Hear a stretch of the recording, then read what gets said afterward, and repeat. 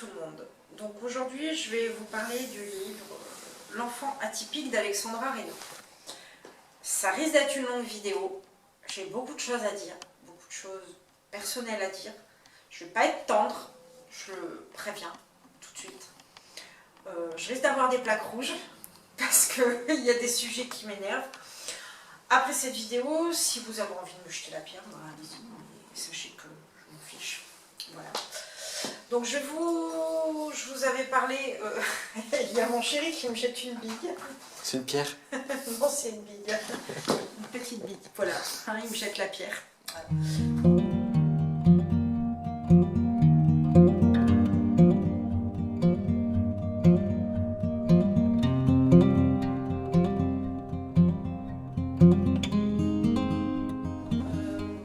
Sérieusement, dans ma vidéo précédente, je vous avais dit que j'avais lu le livre L'enfant atypique d'Alexandra Reynaud.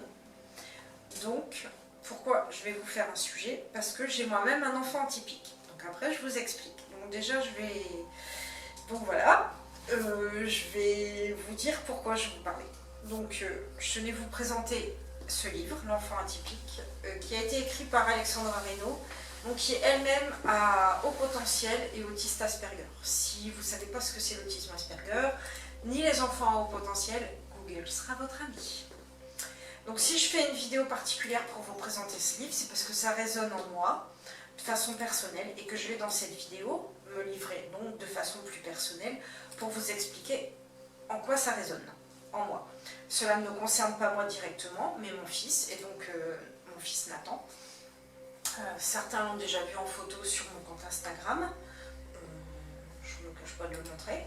Certains ont déjà entendu parler de ses particularités aussi sur Instagram, parce que je ne m'en suis pas cachée. Bien évidemment, cette vidéo a été faite avec l'accord de Nathan et celle de son papa. Donc il est principal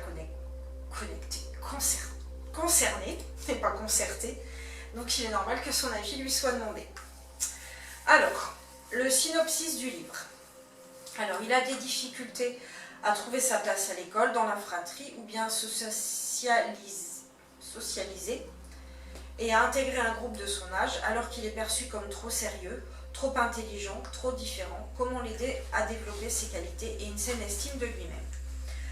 Alexandra Reynaud éclaire les parents d'enfants atypiques et les guide dans une approche... Excusez-moi, il y a mon fils qui enlève ses chaussures à côté, donc ça me perturbe. Éducative résolument bienveillante. Au-delà de la question du diagnostic, cette maman d'un atypique de compète nous donne les clés pour qu'ils s'épanouissent à la maison, à l'école et tout au long de leurs apprentissages. Bon, je ne dévoilerai pas les conseils donnés dans ce livre, parce que vraiment le mieux, c'est de le lire, que vous soyez parent d'enfants atypiques, enseignant d'enfants atypiques, membre de famille d'un enfant atypique, ou juste que ça vous intéresse. Mais les conseils sont vraiment judicieux, plein de bon sens, et aident vraiment à comprendre leur mode de fonctionnement quelque peu différent. Maintenant, je vais vous raconter notre histoire personnelle, notre parcours de vie. Je tiens à vous préciser que je ne fais pas ça pour qu'on nous plaigne, qu'on nous juge sur l'éducation qu'on donne à Nathan, ou qu'on porte des jugements malveillants. Sachez avant toute chose que vos avis, ce sont vos avis, et que nous, vos avis, personnellement, on s'en contrebalance royalement, quoi. Voilà. C'est dit, je pense qu'il faut que ce soit dit, on sait ce qu'on a à faire, on fait du mieux qu'on peut. Voilà, parce que quand vous avez un enfant atypique, non, c'est pas un long fleuve tranquille, loin de là. Non, son comportement n'est pas dû à un comportement laxiste de notre part. Car si vous vous intéressez au sujet, vous apprendrez que les parents d'enfants atypiques, notamment tout ce qui concerne le TDAH, donc trouble de l'attention / hyperactivité, sont plus durs que les autres. Parce que simplement, c'est des gamins qu'il faut parfois un petit peu canaliser, parce qu'ils ont une énergie un petit peu débordante. Que cette vidéo, elle est faite en toute bienveillance, mais que si vous venez pour déverser votre venin sur les enfants atypiques, sur notre éducation, partez quoi. s'il vous plaît, partez, changez de vidéo et vous trouverez certainement une vidéo, alors je vais être très cru dans ce que je vais dire, vous trouverez une vidéo sur YouTube à la hauteur de votre médiocrité. Voilà.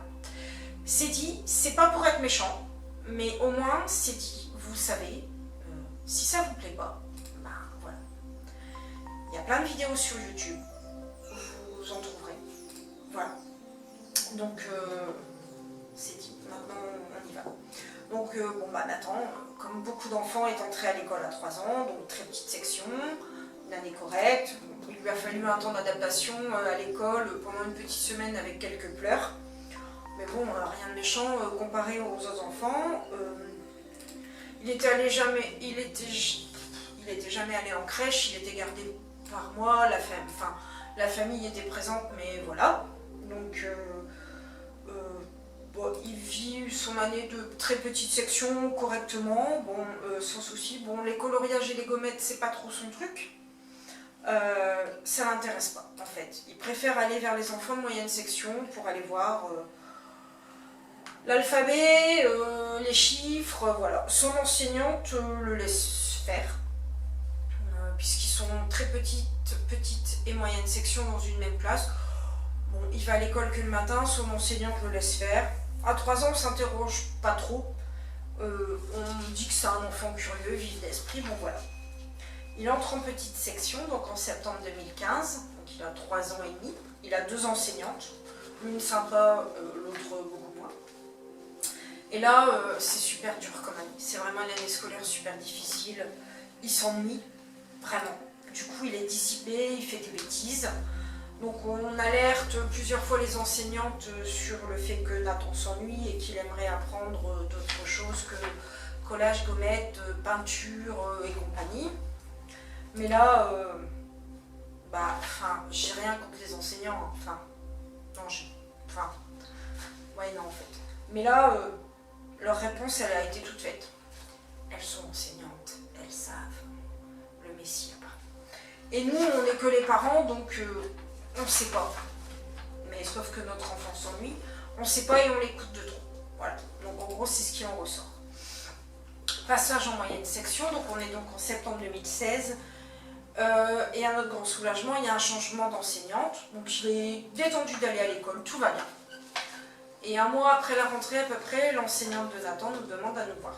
Et là on se dit, qu'est-ce qu'il a fait quoi. On avait tellement eu une mauvaise expérience l'année d'avant qu'en fait, on est en stress, on flippe quoi. Et en fait, l'enseignante nous informe juste, donc Nathan est en moyenne section, nous informe juste qu'en fait elle avait passé en grande section. Parce que Nathan avait exprimé aussi le fait qu'il s'ennuyait et elle voyait qu'il s'intéressait à autre chose. Donc du coup, elle le met donc en grande section et parce qu'il avait les capacités pour aller chez les plus grands. Donc là, elle nous lâche le mot précocité. Donc précocité, et nous conseille d'aller voir une psychologue spéciale pour tester la précocité. Donc précocité, vous pouvez appeler ça enfant intellectuellement précoce, haut potentiel. Il y en a qui disent surdoué, même si c'est plus un terme qu'on utilise de nos jours. Bon, excusez-moi de nouveau, le téléphone a encore sonné pour Nathan. Il reçoit des appels de petits copains, enfin de copains, sur le téléphone en FaceTime. Je vous expliquerai pourquoi après, il reçoit des appels. Donc Nathan, à presque 5 ans, donc Nathan effectue ses tests dans le cabinet en métropole lilloise à presque 5 ans. Bon, donc le résultat est sans appel, la précocité est bien présente. Donc on est soulagé de savoir pourquoi notre fils a ses particularités. Et il y avait des signes précurseurs, parce qu'avant de lui faire les tests, on a été voir sur internet, il y avait des signes précurseurs. Là encore, je ne ferai pas de liste exhaustive. Si vous cherchez signes précurseurs, enfant à haut potentiel, précocité, surdoué, vous trouverez sur internet de toute façon. Et lors de ce bilan de précocité, il y a un TDAH qui est évoqué, mais sans diagnostic fiable. Donc je rappelle, TDAH, trouble de l'attention / hyperactivité. Ils peuvent avoir juste des troubles de l'attention, juste être hyperactifs, ou être les deux. Donc en 2017, donc en septembre 2017, Nathan passe en CP. Là, il a une enseignante vraiment au top, très douce, jamais de cris. Enfin, ça a été un pur bonheur avec cette enseignante. La lecture est super vite acquise. Nathan s'ennuie pas en classe. C'est vraiment une année scolaire au top. Je pense que ça a été même une des meilleures années scolaires. On décide quand même de partir en neuropédiatrie. Alors on est suivi en neuropédiatrie, parce que peut-être que certains nous poseront la question, à Saint-Vincent, sur l'île. C'est hyper long pour avoir des rendez-vous, hein, donc voilà. Donc en mars 2018, on a rendez-vous là-bas. Toute une batterie de tests et d'examens lui sont faits. Donc ergothérapeute, psychologue, psychomotricienne, enfin tout un tas de trucs. Le haut potentiel est confirmé. Le TDAH reste évoqué, mais on se revoit dans un an pour faire les tests. Parce que bon, avant un certain âge, c'est pas forcément évident de déceler un TDAH chez un enfant. Voilà. Septembre 2018, donc Nathan passe en CE1 avec une nouvelle enseignante. Bon, on sait que cette enseignante est loin d'être commode avec les enfants. Donc on appréhende. Vraiment beaucoup. Au niveau enseignement, franchement, il n'y a rien à signaler. Une super bonne enseignante, super dynamique. Mais au niveau dialogue et compréhension de l'enfant, ça laisse à désirer. Donc Nathan est toujours aussi bon élève, il travaille, il comprend facilement les choses, mais à côté de cela, il ne gère pas du tout le comportement de l'enseignante. Il se plaint beaucoup parce qu'elle crie, il a peur, et on voit bien au fur et à mesure de l'année que son comportement change. C'est-à-dire qu'il a tendance vraiment à se renfermer sur lui-même, il crée des symptômes pour pas aller à l'école, donc vous comprenez, j'ai mal à la tête, j'ai mal au ventre, enfin voilà, il nous invente, enfin il nous crée des petits symptômes, mais nous, bon, on essaie de pas écouter parce que bon bah voilà, l'école c'est important, il doit y aller quoi, je veux dire, c'est pas, on va pas à l'école quand on veut. Donc en mars 2019, donc on retourne à Saint-Vincent en neuropédiatrie pour la consultation annuelle parce qu'on est suivi tous les ans. Et là, le verdict tombe. Nathan donc, a un trouble de l'attention avec hyperactivité, mais pas une hyperactivité telle qu'on peut l'entendre, une pile électrique qui saute partout, qui se lève en classe. Non, Nathan, il a ce qu'on appelle une instabilité motrice, c'est-à-dire que, mais ça fait partie de l'hyperactivité, c'est-à-dire qu'il va être sur une chaise, il va bouger tout le temps ses jambes, il va pas pouvoir être assis, jambes pliées, droite, assis, sans bouger, mais il n'a pas besoin de courir toute la journée non plus, hein, c'est pas ça. Donc, et il a en même temps une dysgraphie. Donc une dysgraphie, ça fait partie donc des troubles dys comme dyslexie, dysgraphie, dyscalculie, dysorthographie, enfin il y a des multiples troubles dys. Donc lui, la dysgraphie, c'est un trouble qui affecte l'écriture et son tracé. Donc bon, Nathan a une écriture très médiocre, hein, on va dire ça. Et notamment ça pose aussi des soucis en géométrie pour tenir la règle, tracer, tout ça cumulé avec un trouble de l'attention, c'est pas évident pour lui. Donc on prévient bien évidemment le corps enseignant des particularités de Nathan, les bilans sont donnés tous les ans, enfin voilà, je veux dire, on n'a jamais rien caché. Regardez, ma jolie tasse Leia, et en fait on en a deux, et derrière il y a écrit I love you, je fais une parenthèse, hein. Donc en fait, on les a trouvés à Disney. Donc moi j'ai Leia qui dit I love you. Et mon chéri a la même tasse mais en noir avec Han Solo dessus. Et derrière là il y a écrit I know. Donc je t'aime, je sais. Voilà. On est des grands fans de Star Wars. Et si vous vous demandez ce que je bois, c'est une infusion menthe thym. Comme je suis un petit peu enrhumée. Voilà. Comme ça, vous savez tout. Donc on prévient l'enseignante, mais en fait on n'est pas écouté. On n'est pas écouté, en fait ce qu'elle dit, ce qu'on lui dit, les bilans qu'on lui donne, elle en a rien à faire en fait. Voilà. Donc Nathan se sent de plus en plus seul, de plus en plus différent, et il veut plus rester dans cette école. Donc on essaie de lui trouver une nouvelle école. Alors il veut aller dans une école, comme il dit, pour enfants comme lui, donc enfants à haut potentiel. Faut savoir que ça court pas les rues. Et que donc ça existe, il y en a, Sauf que bon, les prix, c'est dans genre du 6 ou 7 000 euros l'année, quoi. Donc bon, en gros, c'est pas pour tout le monde, quoi, en fait. Donc, on lui cherche donc une nouvelle école, mais on veut plus d'école publique, on opte pour une école privée. Donc on trouve cette école, et donc en fait, dans les derniers jours de l'année, on apprend qu'en fait, de la bouche de Nathan, qu'en fait, il passait ses récréations tout seul, qu'il avait plus de copains. Donc il passait ses récréations tout seul, appuyé contre un mur, à pleurer. Excusez-moi. Et qu'il était aussi victime de harcèlement scolaire. Voilà, je suis désolée.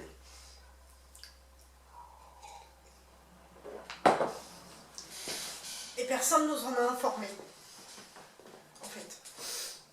Donc, on quitte cette école vraiment avec un petit coup amer. Je m'étais promis de ne pas pleurer. Et pas mal de tristesse quand même, quoi, parce que voilà. Donc, on change d'école dans une petite ville à côté de chez nous. Nathan arrive dans cette nouvelle école donc en septembre 2019, donc il passe en CE2. Nous, on est super angoissés. Hein. Franchement, on a la trouille, quoi. On est une méga trouille.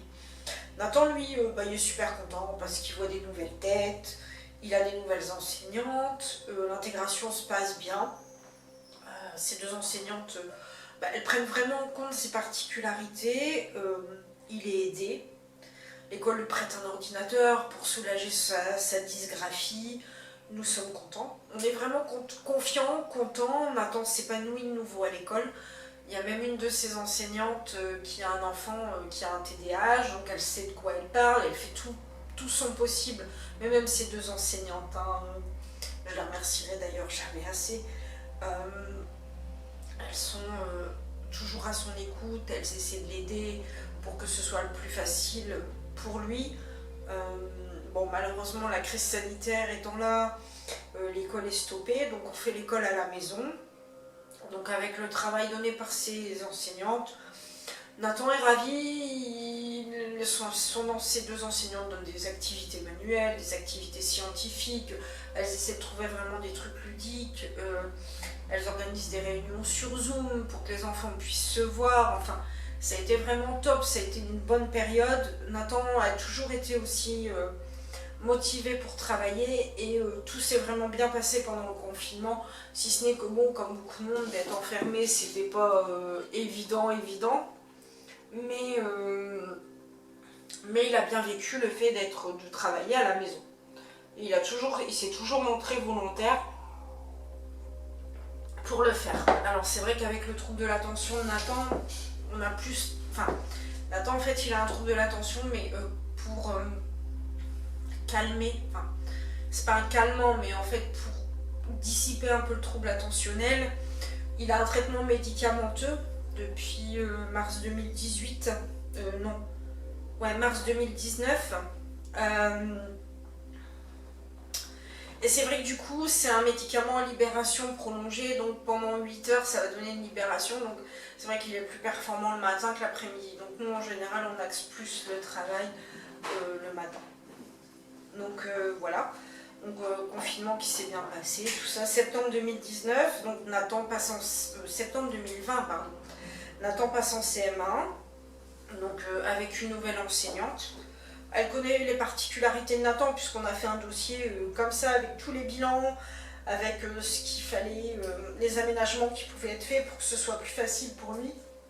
Parce que il faut savoir qu'on a fait un dossier MDPH pour Nathan pour obtenir qu'il puisse avoir l'ordinateur à l'école pour justement alléger sa dysgraphie. Et qu'il puisse avoir, c'est pas pour nous, c'est pour lui, pour avoir une aide financière, pour payer les séances d'ergo et les séances de psychologue, parce que bon, Nathan a un petit peu de mal à accepter ses particularités, on va dire, et donc ça nous a été refusé. Donc c'est tout, donc on a remis un gros dossier à l'école pour qu'il sache qu'il sache pas faire, qu'il sache quoi faire, pas faire, enfin voilà. Donc on fixe un rendez-vous avec l'enseignante comme en chaque début d'année, hein, de toute façon. Et pour expliquer les particularités de Nathan, donc elle est d'accord pour l'aider, pour aménager l'écriture, afin que ce soit moins difficile pour lui. Parce qu'il faut savoir qu'en fait, un enfant qui a un TDAH et qui met toute son attention sur l'écriture, parce que Nathan, avec sa dysgraphie, toute l'attention qu'il met sur l'écriture, bah, il va plus être performant pour autre chose. Donc le but, c'est de soulager cette dysgraphie pour qu'il soit le plus performant possible. Et comme j'expliquais, bon, Nathan, si vous lui demandez quelque chose à 9 h du matin, ça va aller, mais à 15 h, ça ira peut-être moins bien parce que le médicament ne fera plus forcément effet. Voilà. Mais donc il fait sa rentrée. Au bout d'un mois d'école, à peu près, il revient de l'école super agité, super énervé, il veut plus travailler. Mais quand je dis plus travailler, c'est plus du tout, il veut pas faire ses devoirs, il veut pas travailler à l'école, enfin limite tout l'ennui quoi. Il recommence le matin, donc j'ai mal au ventre, j'ai mal à la tête, donc on voit bien qu'il veut rester à la maison. Et donc là on en parle avec lui, de savoir pourquoi il agit comme ça, qu'est-ce qui se passe. Et en fait, quand il était chez ses enseignantes en CE2, il avait le droit de bouger. Alors pas bouger, il n'avait pas le droit de courir dans la classe. Si vraiment il était qu'il sentait un trop plein d'énergie, il avait le droit d'aller dans la cour. Il y a une grille fermée, il avait le droit d'aller dans la cour, courir pendant 5 minutes, se dépenser, revenir. Mais surtout, il avait le droit de s'asseoir comme il voulait, parce que Nathan, soit il va bouger les jambes, bon, ça c'est son instabilité motrice, hein, due à l'hyperactivité, hyperactivité, instabilité motrice, où il va passer, en général c'est sa jambe gauche, sous sa fesse, pour être assis comme ça, parce que c'est sa façon de s'asseoir. Nous, il s'assoit tout le temps comme ça à la maison. Alors je sais pour son dos, machin, nana, il a déjà vu un kiné parce qu'il avait des petits soucis au dos, mais en fait, quand vous avez un enfant TDAH, il faut choisir vos combats en fait. Donc nous, on le laisse s'asseoir plus ou moins comme il veut. C'est comme le fait d'enlever ses chaussures, dès qu'il est assis sur une chaise, sur un fauteuil, bon il le fait pas à l'école, mais à la maison, dès qu'il est sur une chaise, sur un fauteuil, sur un lit en train de jouer, il faut qu'il enlève ses pompes, quoi. Voilà. Donc, et en fait cette enseignante-là l'empêche de bouger. Alors l'empêche de bouger parce qu'il a besoin peut-être de balancer ses jambes, il a besoin de s'asseoir avec le pied sous la fesse, et elle lui dit qu'il doit être les deux jambes à plat, quoi. Enfin, il doit être assis correctement. Sauf que pour lui, c'est pas possible. Enfin, franchement, même avec le médicament, c'est pas possible. Mais après, voilà. Donc, et aussi qu'elle lui arrache les pages des cahiers. Il est dysgraphique. Donc forcément l'écriture, elle laisse à désirer. Je vais pas montrer le cahier parce que ça n'apporte rien, mais voilà, l'écriture c'est vraiment pénible, c'est pour ça qu'on a l'ordinateur. Parce qu'il utilise l'ordinateur pour certains travaux, pour certains devoirs, et il est suivi par une ergothérapeute pour apprendre à taper de façon rapide. Parce que le but c'est que quand il soit au collège, il soit autonome en fait, au niveau de l'ordi. Donc il a aussi un scanner, une sorte de réglette scanner pour scanner les documents. Donc voilà. Donc il faut savoir qu'arracher une page à un enfant dysgraphique, limite c'est contre-productif et en fait vous allez le braquer encore plus. Donc et on apprend un soir en le récupérant à l'école, donc ça c'est courant septembre, qu'il a été menacé de mort par les enfants de sa classe, par certains enfants de sa classe. Donc ce qui s'avère vrai de toute façon. Donc l'enseignante a fait en disant que c'est pas bien. Voilà, c'est pas bien. Donc un gamin de 8 ans et demi se fait menacer de mort, mais la seule chose qu'elle trouve à dire c'est que c'est pas bien. Bon bref. Et puis se passe un petit peu, puis tous les jours il revient. Alors un coup les genoux en sang, les genoux en sang, il est rempli de bleu. Nathan, ok, il est maladroit, mais c'est pas quelqu'un qui tombe, c'est pas quelqu'un qui se cogne, il est pas battu non plus. Hein, Donc il revient tous les jours avec des nouveaux bleus, des nouveaux coups. Donc bon, on lui demande plus ou moins ce qui se passe, des affaires abîmées aussi, donc des vêtements, je crois, hein, Fred, je crois qu'il y avait des vêtements aussi d'abîmés, enfin voilà. Et un jour, il revient avec moi ce que je prends pour une trace à la base, je savais pas trop ce que c'était. Donc, et il me dit dans le creux de l'oreille, dans la cour de récréation, quand je vais le récupérer, maman, on m'a mordu. Je lui dis, comment ça, on t'a mordu? Oui, il me dit, le petit garçon, donc je citerai pas le nom parce que voilà, ça va se régler avec l'école, il m'a mordu. Je lui dis, t'as mordu? Enfin, pour moi, c'est un gamin de 3 ans qui mord, quoi, pas un enfant de 9 ans, quoi, 9-10 ans, quoi. Donc je lui dis, ouais, il me dit, il m'a mordu. Donc, sachant qu'il y avait tous les coups, qu'il y avait tous les hématomes, qu'il y avait les blessures au genou, je crois qu'il y a eu les coudes, je crois qu'il était pincé, il avait des bleus, enfin bon, bref. Mais c'était tous les jours, il revenait, enfin peut-être pas tous les jours, mais tous les 2 jours, il revenait avec des nouveaux coups, des nouveaux bobos, des nouvelles blessures. Donc je lui demandais ce qui se passait et il me confirmait qu'effectivement ce petit garçon, c'était pas le même qui avait menacé de mort, c'était un autre, qu'il avait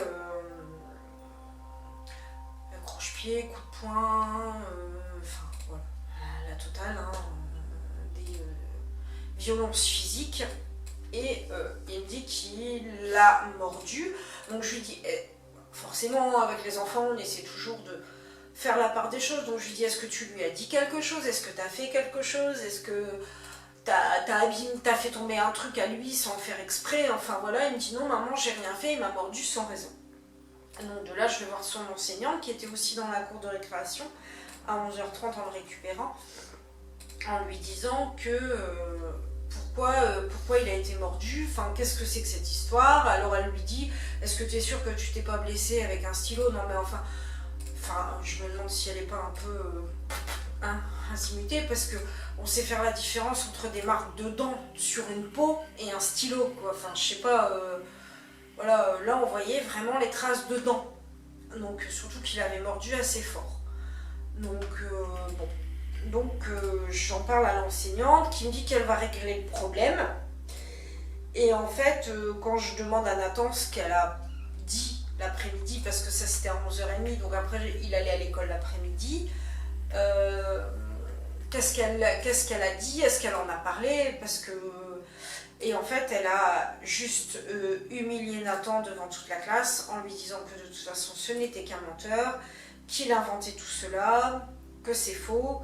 Alors que c'est toujours le même garçon, je vois très bien lequel c'est, hein, et franchement, que c'est toujours le même petit gamin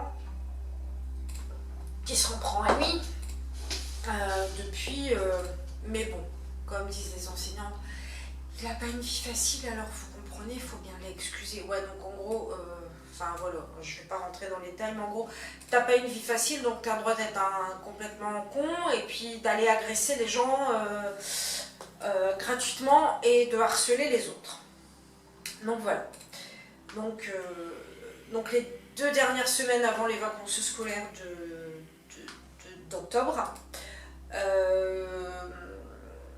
on a réfléchi, discuté tous les 3, parce que Nathan ne voulait plus aller à l'école du tout. Il voulait plus, il disait non, moi j'en ai marre, je veux plus aller à l'école, personne ne me croit. Puis bon, il avait aussi discuté avec sa psychologue, puisque comme il est suivi par une psychologue, on lui en avait touché 2 mots. Donc après, bon, eux ils ont des méthodes pour faire parler les enfants que nous en tant que parents, bon forcément c'est pas pareil. Puis nous on agit avec notre cœur de parents, donc forcément eux ils ont des méthodes un peu plus professionnelles, on va dire. Et donc du coup, je sais plus ce que je disais. Ouais, donc du coup il en a parlé à son enseignante, et son enseignante lui a fait prendre conscience que il n'avait pas vraiment conscience qu'il était harcelé en fait quelque part. C'est surtout sa psychologue qui lui en a fait prendre conscience que ce comportement-là, de se prendre des coups tous les jours, de se faire mordre, de se faire frapper, de se faire abîmer ses affaires, c'était pas un comportement normal. Que non, on n'avait pas le droit d'agir comme ça, et que ça s'appelait du harcèlement scolaire, et que les menaces de mort, non, c'était pas normal, et ça faisait aussi partie du harcèlement scolaire. Donc Nathan ne voulait plus retourner à l'école, donc on lui a dit, écoute, tu finis les 2 dernières semaines avant les vacances, et tu réfléchis à ce que tu veux faire. Donc la position, il y avait 3 choix, soit rester dans la même école, avec éventuellement un passage en CM2, mais bon, sachant qu'il n'a pas encore tous les acquis de CM1, c'était compliqué, soit changer d'école, donc, ou soit faire l'instruction en famille, donc l'IEF, donc l'école à la maison. On a bien réfléchi, donc la psy préconisait un changement d'école, bon nous on n'était pas trop pour, mais bon si c'était ce que Nathan voulait, en fin de compte c'était Nathan qui choisissait, parce que ça le concernait lui, et nous on s'adaptait. Donc Nathan ne voulait pas retourner à l'école, mais il n'y avait rien à faire. Donc du coup on en a discuté pendant toute la première semaine des vacances, ça nous a valu beaucoup de cheveux blancs, en plus, beaucoup de nuits blanches pour son papa et moi, et donc Nathan a choisi et on l'a prise tous les 3 quand même, donc la décision a été prise de pratiquer l'instruction en famille, mais pas en mode freestyle, hein. C'est pas parce que c'est l'instruction en famille que c'est les vacances. Donc on a pris un organisme de cours par correspondance, donc on paye forcément, mais il a une vraie scolarité suivie, c'est-à-dire qu'il a un emploi du temps qu'on respecte à la lettre. Donc il a un emploi du temps, donc avec du français, des maths, de l'histoire, de la géo, des sciences, de la musique, de l'anglais. Donc voilà, il a des évaluations, donc en fait il fonctionne par module, donc un module c'est 1 semaine, donc il y a tout, et en général, donc là à la fin de la première semaine, il y avait une évaluation, à la fin de la semaine 3, enfin à peu près toutes les 2 semaines il y a des évaluations, voilà, sur les acquis. Donc il y a des bulletins, enfin voilà, comme une école normale, hein, ni plus ni moins. Bon, j'ai la chance de travailler à la maison, donc je peux m'occuper de lui. Voilà. Donc, et il y a une enseignante aussi qui est disponible par téléphone, par mail, via WhatsApp, enfin voilà, donc elle est disponible. Alors, c'est pas un choix qui a été fait de gaieté de cœur. Mais nous, on se doit aussi d'avancer, pour nous, pour Nathan aussi, surtout, parce que il peut tout à fait, parce qu'on peut pas le laisser comme ça, quoi. Je veux dire, enfin, quand vous voyez votre gamin qui revient, la mine triste, qui se sent seul, qui veut pas aller à l'école le matin, qui veut plus travailler, enfin qui veut plus faire d'efforts, qui veut plus rien faire, alors que c'est un gamin qui a toujours eu franchement que de bons résultats scolaires, votre cœur il est mis en miettes, quoi. Franchement, moi, je peux vous dire que des larmes, j'en ai versé, quoi. Hein.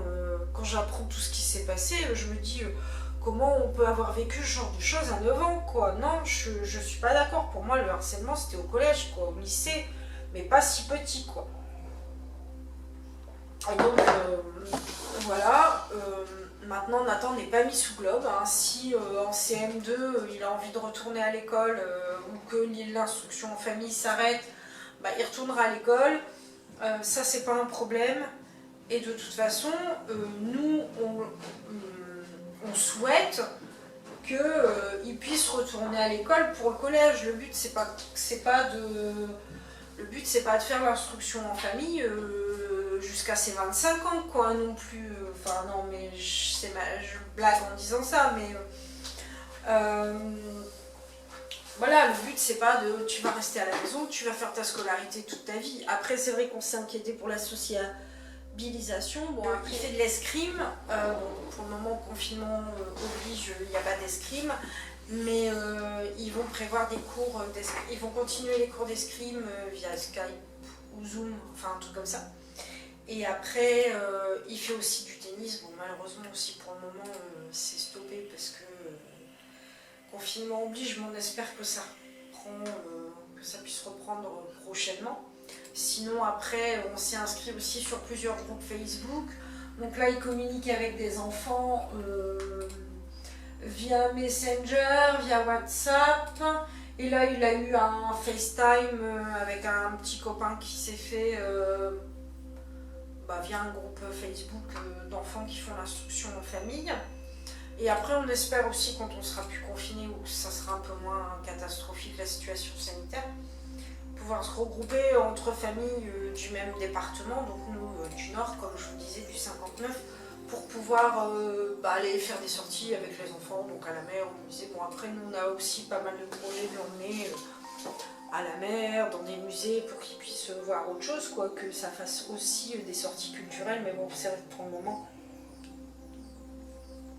avec la situation sanitaire, c'est vrai que c'est pas évident. Bon, alors, voilà. Pour conclure, vous me direz, ouais, ok, c'est bien, mais pourquoi tout ce grand discours? Parce que moi, ce que je veux que vous ayez gardé à l'esprit, surtout si vous êtes enseignant, enfin voilà, même pas, c'est que les enfants atypiques, notamment les enfants à haut potentiel, font partie des enfants qui sont les plus harcelés à l'école, quoi. Moi, Nathan fait 2 écoles, deux fois du harcèlement, quoi. Donc je me dis, ouais. Et non, le harcèlement, ça se fait pas qu'au collège ou au lycée, en fait, contrairement à ce que moi je pouvais avoir tendance à croire. Mais bien avant, parce que rappelons quand même que des enfants de 9 ans, et il faut pas venir me dire qu'ils n'ont pas conscience de ce qu'ils disent à cet âge-là, ils ont quand même dit à un enfant, donc en l'occurrence à Nathan, on va t'envoyer au cimetière, quoi. Moi je trouve ça grave, quoi. Alors on peut nous donner le numéro, le 32 machin là, du harcèlement scolaire, mais moi aujourd'hui, ce qui me dérange, c'est, je suis désolée, je crache pas sur les enseignants, attention, hein, c'est pas ça, mais qu'est-ce qu'ils font, quoi? Il y a un gamin qui est victime de harcèlement scolaire, et je regardais la semaine dernière l'émission, ça commence aujourd'hui sur le harcèlement scolaire. Il y avait une petite gamine qui était en 6e ou 5e qui avait 11-12 ans. La gamine, elle s'est quand même suicidée, mais le corps enseignant, il fait quoi? Parce que moi, je suis désolée, je vais dire quelque chose à ce sujet, ça va pas plaire. Alors, je sais qu'il y a 25-30 élèves dans une classe, que c'est pas évident, mais en même temps, un enfant de 9 ans, de 11 ans, de 12 ans, de 15 ans qui est harcelé, s'il peut pas avoir confiance en un adulte, et s'il n'y a pas un adulte pour le protéger, et pour prendre en compte ce qu'il dit, il fait quoi? Il se réfère à qui? Parce qu'il n'ose pas forcément parler à ses parents. Nous, Nathan, ça va, il est ouvert, il nous parle, mais quoi que le harcèlement, on l'a appris aussi plus ou moins par la psychologue aussi après. Quand il était en CE1, il était harcelé, il passait ses récréations tout seul, personne ne nous en a jamais informé.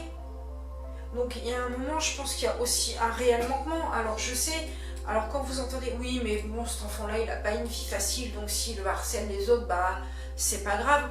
Ouais, mais si, c'est grave, je suis désolée. Et moi, un enfant de 9 ans, de 11 ans, de 12 ans, à part se protéger derrière un adulte, il fait quoi? Il en parle à qui? Si les parents ne sont pas derrière, et encore, on n'ose pas tout dire à ses parents, parce que parfois, ils savent très bien, les gamins, ils sont pas stupides, hein, ils savent très bien que s'ils nous disent « je suis harcelé, je me fais tabasser dans la cour », ou quoi que ce soit, ils savent très bien que les parents vont avoir mal, ils savent très bien qu'ils vont faire de la peine à leurs parents. Donc, pardon. Donc voilà, je pense aussi que l'éducation nationale, elle doit faire son boulot, quoi. C'est bien de s'occuper des enfants, de leur apprendre le français, les maths, ok. Mais pour moi, être un enseignant, ça s'arrête pas à ça, quoi. Alors ok, il y a des enseignants qui vont dire « ouais, mais on n'a pas le temps ». Comme dit Nathan, mes enseignantes, à part boire du café à la récréation et discuter, elles font rien. Elles surveillent pas les enfants. Qu'est-ce que vous faites, quoi? Excusez-moi, hein. Mais c'est comme après, hein, les enseignants, le haut potentiel, le TDAH, les troubles 10, ok, ça n'intéresse pas tout le monde, je suis d'accord. Mais des enfants qui ont des troubles 10, qui sont à haut potentiel ou qui ont un TDAH, il y en a beaucoup. Donc c'est pas un enfant isolé, genre un parmi tant d'autres. Ils en auront régulièrement, et donc je pense que c'est important de se former. Alors ok, c'est pas aussi intéressant d'aller se former à la lecture, aux maths, à l'orthographe, mais moi le pire, c'est que la psychologue de Nathan, qui est franchement, on peut le dire, Fred, qui est une femme extraordinaire, hein. Franchement, elle a, je crois, 2 ou 3 enfants, dont un qui est TDAH, si je ne me trompe pas. Donc elle a un enfant TDAH, elle est spécialiste du TDAH, c'est pour ça qu'on a été la voir. Elle est intervenue dans l'école de Nathan, auprès des enseignantes, pour leur faire des formations, des séances d'information, des formations sur le TDAH. Merde, ils font quoi? Elles ont eu des formations. Elles peuvent pas dire non, on ne sait pas. Elles ont eu des formations. Et après, même si elles n'ont pas de formation, même si l'école ne finance pas, ou ne paye pas, ou voilà. On vit quand même, on est en 2020, bientôt 2021, avec Internet, on a accès à tout. Donc on ne peut pas dire qu'on ne sait pas. Vous tapez TDAH sur Internet, mais vous allez avoir la blinde de sites. D'ailleurs, à propos de ça, il y a bon nombre de livres qui existent sur le sujet des 10, des TDAH et du haut potentiel.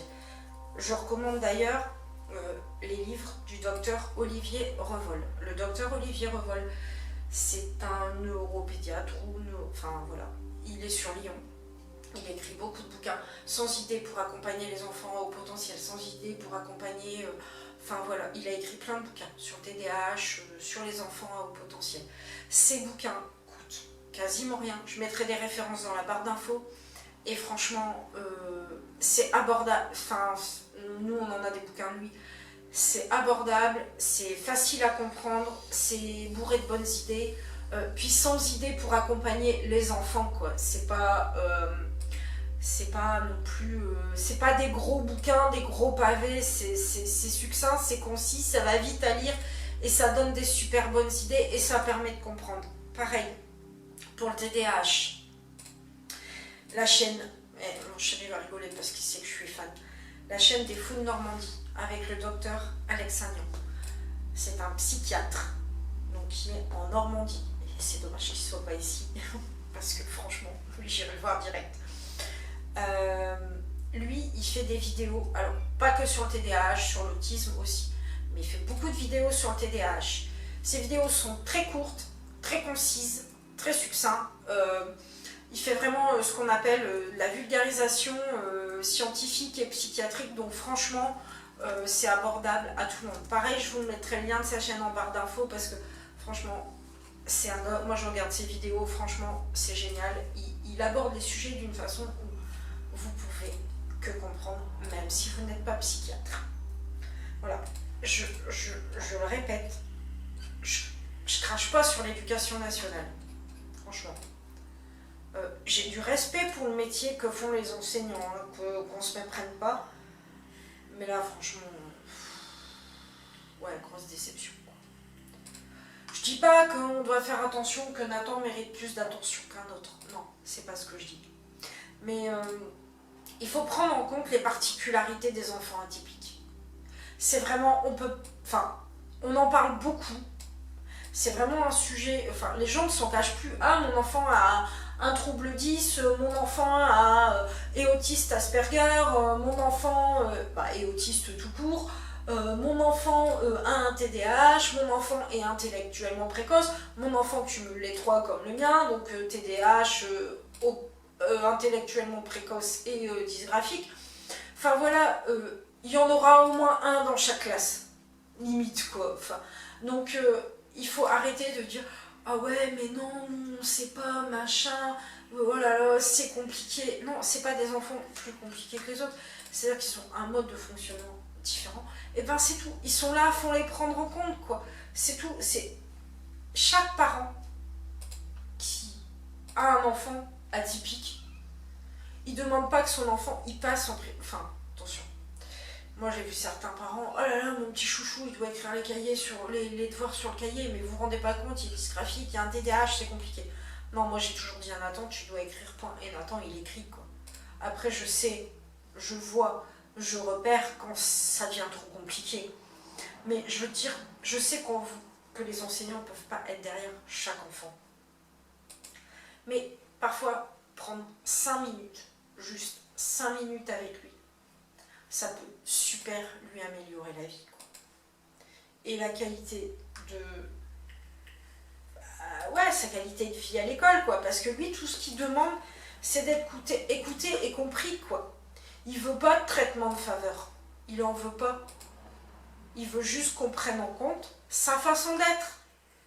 S'il y a un enfant qui est handicapé moteur, parce qu'il y en avait un qui était handicapé moteur dans la classe de Nathan, voilà, son handicap était pris en compte. Mais là, comme c'est un handicap invisible, voilà, c'est ça. C'est un handicap invisible, donc bah voilà. Et puis, franchement, pour le harcèlement scolaire, si vous êtes le directeur enseignant, bougez-vous les fesses, quoi. Franchement. Parce qu'en fait, c'est bien de faire des belles campagnes de prévention. C'est bien les campagnes de prévention. Oui, il faut lutter contre le harcèlement scolaire, machin, non. Mais bougez-vous les fesses. Il y a un moment, ce qui est dans l'établissement scolaire se passe dans l'établissement scolaire et les parents ne sont pas là pour le voir. Ok, quand il y a du harcèlement sur WhatsApp, sur Facebook, sur Instagram, sur tous les réseaux sociaux, ça pour moi c'est le problème des parents. Mais ce qui se passe à l'école concerne l'école. Donc fermez pas les yeux et bougez-vous, quoi. Voilà. Parce que des suicides de gamins, je suis désolée, mais je vais dire quelque chose, mais l'école, pour moi, elle est responsable. Parce qu'à un moment, il y a rien qui a été fait. Rien. Donc vous ne pouvez pas toujours vous planquer en disant « Ah ouais, mais on est l'éducation nationale, c'est pas notre rôle. » Non, il y a un moment où, quand il y a un gamin qui se fait harceler par d'autres gamins à l'école, c'est votre responsabilité. Et ça, je ne démordrai pas. Bon, sur ce, voilà. Donc j'ai dit tout ce que j'avais à dire. Je pense que je pourrais encore en parler pendant des heures, mais voilà. Donc j'espère que vous aurez retenu les messages de cette vidéo. Voilà. Si vous n'avez pas compris, après je ne peux pas faire grand chose pour vous. Sur ce, je vous souhaite une bonne fin de journée. Je vous embrasse très fort. Prenez soin de vous, enfin, blablabla, machin. Gros bisous. Et à bientôt tout le monde. Et désolé pour la longueur.